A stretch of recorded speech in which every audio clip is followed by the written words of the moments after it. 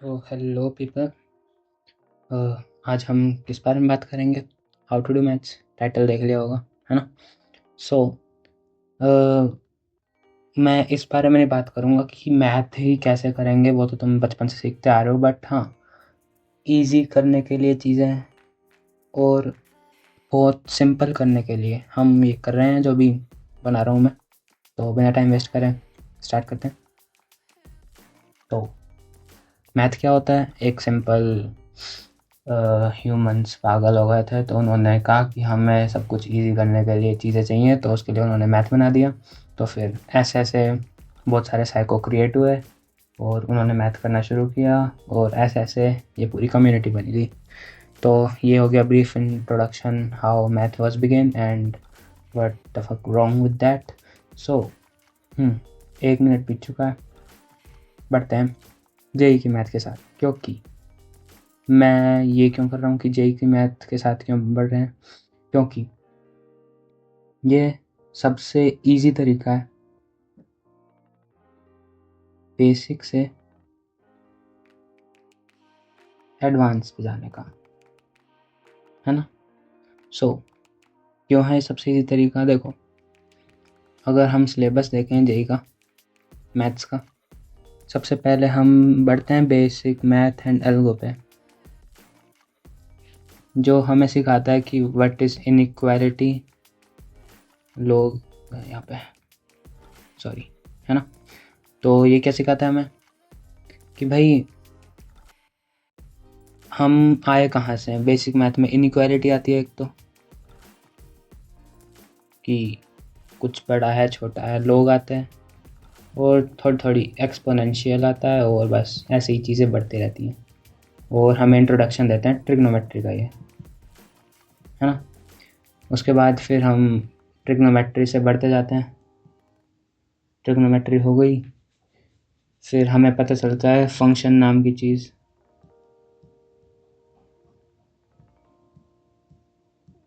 चलो पढ़ नहीं रहे, है ना?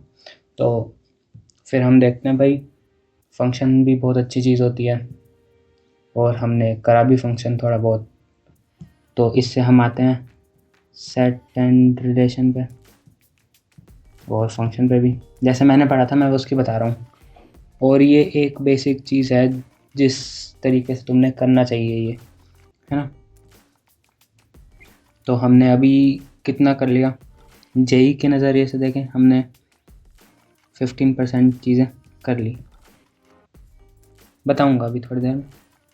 अच्छा, फिर हमने फंक्शन करे थे, तो फंक्शन में एक और चीज़ आई थी ITF, जो इन्वर्स होता है ट्रिग्नोमेट्री का। तो हम ये करके हमारा 15% पूरा हो जाता है, इनइक्वालिटी बेसिक्स, फंक्शंस और ट्रिग्नोमेट्री करके। अच्छा, फिर ताकि हम और अंदर ना जाएं इसके, तो उसके लिए क्या कर रहा था? उसके लिए फिर इंसानों ने क्या करा? कोऑर्डिनेट बीच में ला दी, ताकि हम थोड़ा सा डिस्ट्रैक्ट हो जाएं। डिस्ट्रैक्ट इन द सेंस, हम चीज़ों को डीप में समझने की बजाय डिफरेंट तरीके देखें कि चीज़ हो कैसे सकती है ना? तो उसके लिए कोऑर्डिनेट ज्योमेट्री है। पता नहीं, ये पूरा नहीं लिख रहा इस पर, पेन ख़राब है मेरा। एनीवेज, तो फिर हमने कोऑर्डिनेट ज्योमेट्री करी, और कोऑर्डिनेट से पहले हमने देखा था सीरीज़ नाम की चीज़ होती है कुछ। सीरीज़ क्यों करवाई थी हमें? सीरीज़ इसलिए करवाई थी ताकि हमें पता लग सके चीज़ें ऐसी भी होती हैं जो आगे तक बढ़ सकती हैं। तो इसमें हमने फिर मतलब ज़्यादा नहीं, हमने तो ये बेसिक में ही देख लिया था, है ना? कि बेसिक में ही तो आई थी हमारी APGP वगैरह, है ना? तो इससे हमें पता चल जाएगा कि आगे चीज़ें कैसे बढ़ती हैं, exponentially in and exponentially out कैसे आता है। और ये बस बहुत सारे बच्चे यहीं पे ही करके छोड़ देते हैं, बट इसका एक बहुत बढ़िया महत्व, अगर तुम आफ्टर इफेक्ट्स का वो देखोगे ना, कोड जिससे वो बना था, तो उसमें देखोगे बहुत सारी ये सीरीज़ आ रखी हैं उसमें। तो उससे थोड़ा सा और एनलाइटमेंट और बहुत सारी चीज़ें मिलती हैं। तो उस पर आगे नहीं बढ़ते, हमें अभी मैथ्स कैसे करते हैं वो देखना है ना। तो फिर हमने सीरीज़ कर ली और कोऑर्डिनेट कर लिया। अब कोऑर्डिनेट करते करते बहुत सारी चीज़ें आई थी, जैसे टेंजेंट आ गई थी, सर्कल से टेंजेंट कैसे बनाई जाती है वगैरह वगैरह चीज़ें, है ना। और उसमें 2-3 चीज़ें बहुत इजी थी जो हर जगह आ रही थी, पैरेलल लाइंस वाली चीज़ें, परपेंडिकुलर लाइंस वाली चीज़ें, और फिर एलिप्स और हाइपरबोला आ जाता है। तो वो तो बस सिंपल सी है ना, ज़्यादा कुछ दिमाग नहीं लगाना रहता कोऑर्डिनेट में, जैसे कि हमने उसमें लगाया था। बट हाँ, एडवांस में ऐसे 1-2 बार क्वेश्चन आए हुए हैं जो इन्होंने इसे कोऑर्डिनेट में और कैलकुलस दोनों को मिक्स कर दिया है, और वो बहुत अच्छे क्वेश्चन भी बनते हैं इन द सेंस, है ना। तो 6 मिनट हो चुके हैं, चलो आगे बढ़ते हैं।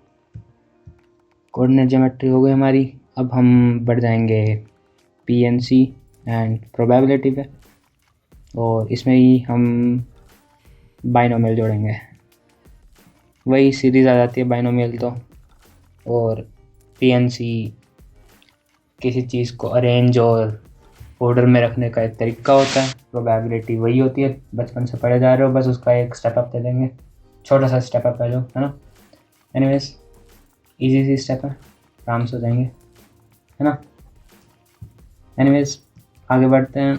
आगे कैसे बढ़े, इसका एक एग्जांपल लेते हैं। 52 फैक्टोरियल, छोटा सा नंबर लग रहा है, बट अगर हम देखें फैक्टोरियल करके बहुत बड़ा नंबर आ जाता है, इंटू 10 की पावर कुछ 51 शायद, एक गेस है वैसे, करेक्ट नहीं है, यहाँ पे भी कुछ होगा, है ना। तो ये कितना बड़ा नंबर है। अब तुमने एवोकाडो नंबर देखे होंगे, 10 की पावर 23 पे बंद हो जाते हैं, उतने ही एटम है यूनिवर्स में, उससे तो बहुत ज़्यादा है ना। तो एक नॉर्मल सी सेंस बनती है, sense in the sense common sense बहुत बार बोल दिया। मन नहीं कर रहा मेरा, मक्खी भी तो परेशान कर रही है। एनीवेज, तो अब हम कैसे समझें कि ये कितना बड़ा है। हमें तो बस एवोकाडो नंबर पता था कि 10 की पावर 23 पे ख़त्म हो जाता है, 6.023 इंटू 10 की पावर 23, है ना। तो बहुत अच्छा तरीका है इसे समझने का टाइम के द्वारा कि कितना बड़ा है ये। अब तुम धरती का, ये हमारे कंटिनेंट होगा, ये भी एक, है ना। तो ये सारा पानी जो है इसका, वो निकालो एक एक बाल्टी करके, वो भी 40 बार। एक बाल्टी कैसे लिखते हैं पता नहीं, 40 बार निकालो, तो वो होगा हमारा 10 की पावर 51 का 1%, है ना। तो ये है कितना बड़ा एक प्रोबेबिलिटी में हम वो कर सकते हैं। और सॉरी, 52 फैक्टोरियल है ये। और अगर तुमने थोड़ा सा ढंग से देखा होगा, अगर पहले पढ़ा हुआ है, तो 52 फैक्टोरियल क्या होता है, तुम्हारा डेक ऑफ 52 कार्ड्स होता है ना, डेक ऑफ 52 कार्ड्स, उनको शफल करने के तरीके। तो देखो, हम कार्ड को इतने तरीके से शफल कर सकते हैं। तो अब तुम समझ रहे हो कि पीएनसी में होता क्या है, एक मोटा मोटा सा, और ऐसे ही बता देते हैं प्रोबेबिलिटी में मोटा मोटा क्या होता है। डाइस को रोल करने की कितनी प्रोबेबिलिटी है, ऐसे सिंपल से तरीके इसमें होते हैं। बाइनोमियल में क्या होता है, वही चीज़ होती है, तुम्हें सीरीज़ दे रखी होगी, उन्हें सिंप्लीफाई करना है या फिर कुछ और बना के दिखाना है एक तरीके से दूसरे तरीके में, है ना। तो ये तो सिंपल चीज़ें हो गई। तो जैसा मैंने प्रीवियस वीडियो में बताया था, लेवल 2 की बातें ये, लेवल 1 ये होता है हमारा फंक्शन, है ना। तो बहुत सीधी तरीके आ गए, और हमने कितना तरीका कर लिया, 40% कर लिया हमने यहाँ तक। तो बहुत सारा कर लिया, इसमें ही लोगों के वो हो जाते हैं, क्या कहते हैं, आईटी क्लियर हो जाते हैं इतना ही करने पे। बट हम आगे करेंगे। अब हम बढ़ेंगे कैलकुलस पर। तो कैलकुलस कुछ वो नहीं है इंडिविजुअल टॉपिक, ये जितना भी हमने यहाँ पढ़ा था उनको मिक्स करके चीज़ आई होगी, और थोड़ी सी अपने आप भी आएगी। तो कैलकुलस में क्या होता है, इंटीग्रेशन और डिफरेंशिएशन किसके होंगे, फंक्शन के होंगे। है ना। तो अब हम कनेक्ट कर सकते हैं फंक्शन को कैलकुलस से, है ना। तो बड़ा ही इजी चीज़ हो गई है। तो और एक एस्टिमेट तुम 3 दिन दो बस लर्निंग में कैलकुलस को, और बाकी के अब 1 महीने की देखें तो 3 दिन दे दिए तो कितने बचे, 26 दिन एस्टिमेट लगा रहा हूँ। अगर तुम फेब्रुअरी के महीने के कर रहे हो या फिर कोई भी, है ना, 26 दिन अगर तुम इसका प्रैक्टिस करोगे तो चल जा। आई कैन अश्योर यू कि कैलकुलस बहुत इजी हो जाएगा तुम्हारे लिए।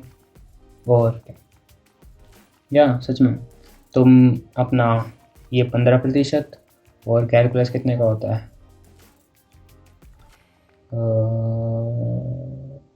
15 प्लस कितना का है, तो ये 35,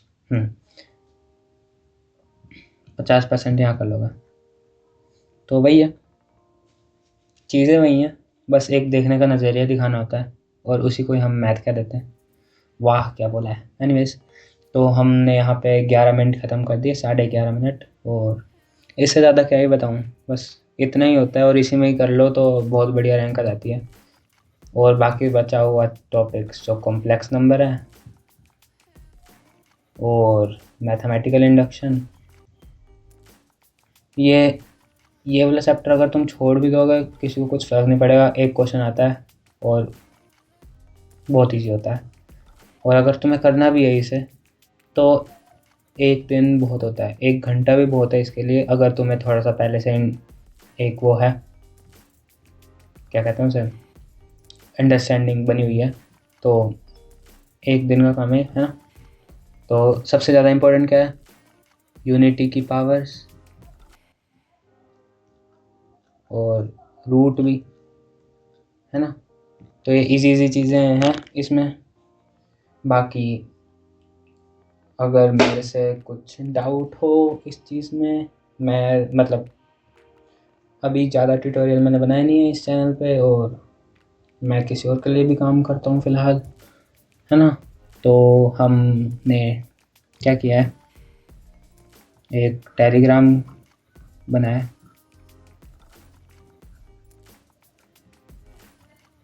डिस्कॉर्ड भी बनाया, और लिंक देख लेना, इंस्टाग्राम पे बनाया, बट उस पर क्या ही पूछोगे तुम, है ना। एनीवेज, ये चीज़ें हैं जिस पे तुम डाउट पूछ सकते हो, मेंटर करना है वो कर लो। और वैसे ये ऊपर वाली चीज़ जो मैंने बताई फालतू है, क्योंकि लास्ट में तुम हो, तुम्हारा काम है, मैं तो गाइड करने के लिए बैठा हूँ, है ना। तो ये तुम ऐसे ही लिखते हैं शायद, पता नहीं मेरे को, बहुत साल होगा हिंदी पढ़े। तो तुम हो जो कर सकते हो, मैं तो यहाँ पे गाइड करने के लिए बैठा हूँ, और जो भी टीचर तुम्हारे हैं वो भी तुम्हें गाइड करने के लिए बैठे हैं। वो कुछ भी नहीं कर रहे, बस तुम्हें पढ़ा रहे हैं जो उन्हें पता है, बाकी तुम्हें एक्सप्लोर करना पड़ेगा, है ना। और गाइड करने के लिए तो बहुत सारे बैठे, है ना। बस कुछ पैसे लेते हैं, कुछ फ्री में करते हैं, बाकी डिसीजन तुम्हारा होता। और क्या ही बोला, फ़ोन बंद करो। Thanks for watching.